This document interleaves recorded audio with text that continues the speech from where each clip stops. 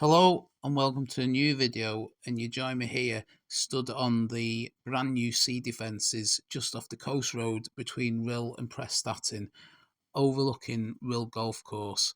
And we're here to look at the remains of the former home of a tramway pioneer.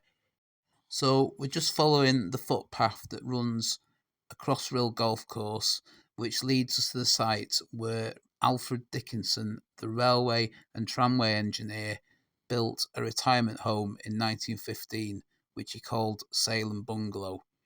By the end of World War II, the coastline had receded by over 500 metres in just 30 years, and the area where the bungalow was located and a large chunk of the golf course had been lost to coastal erosion.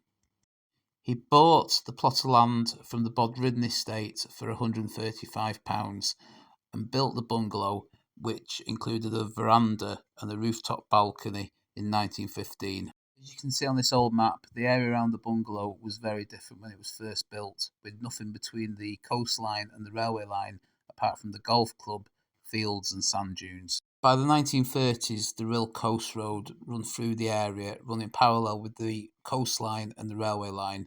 Today, the golf club is much reduced in size and there is a large Robin Hood camp. Here we can see on Google Maps the remains of the bungalow on the beach.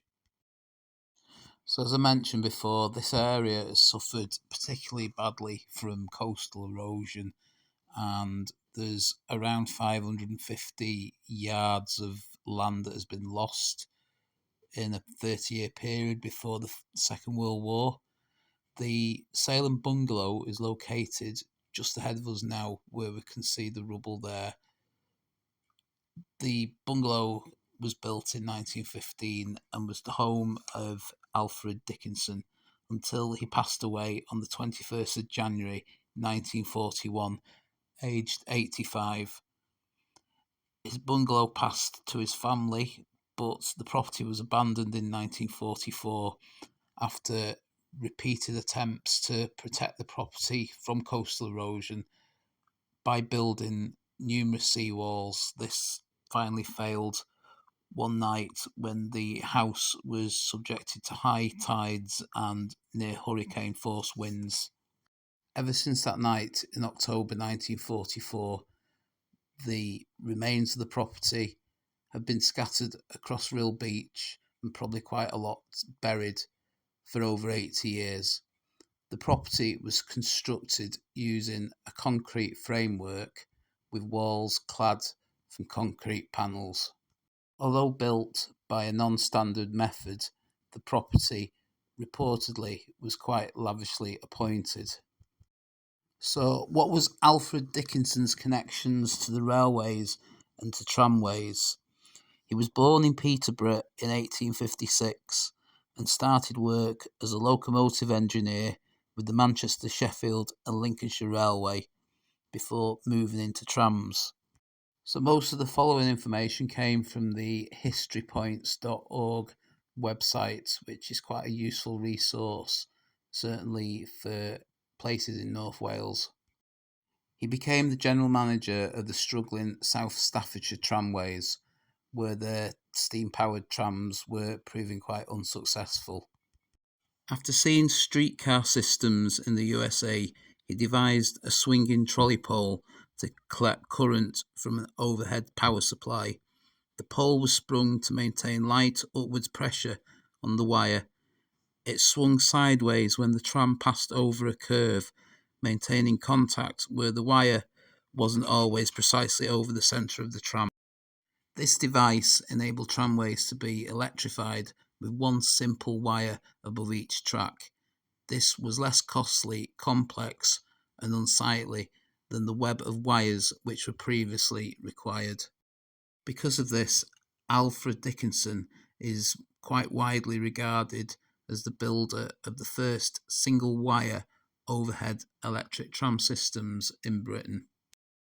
As well as being a consultative engineer for the Birmingham Corporation tramways, he would also help establish tramways in places such as Hong Kong, Cape Town, Madrid, Singapore and Dublin.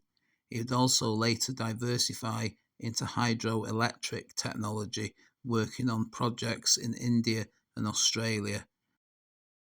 By 1892, he was working for himself and had set up a company called Dickinson Patents Limited, having had many electrical patents registered.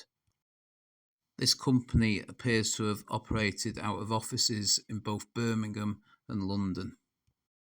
As well as historypoints.org, another good source of information about Alfred Dickinson is some articles on the Rhyl History Club website, so I will put links to both of these in the video description.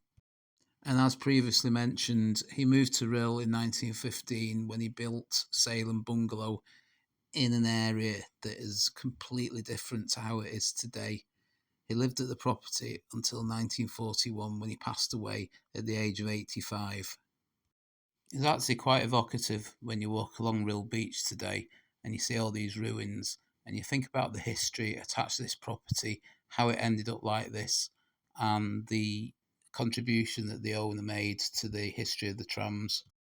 These concrete sections are scattered over quite a large area of the beach.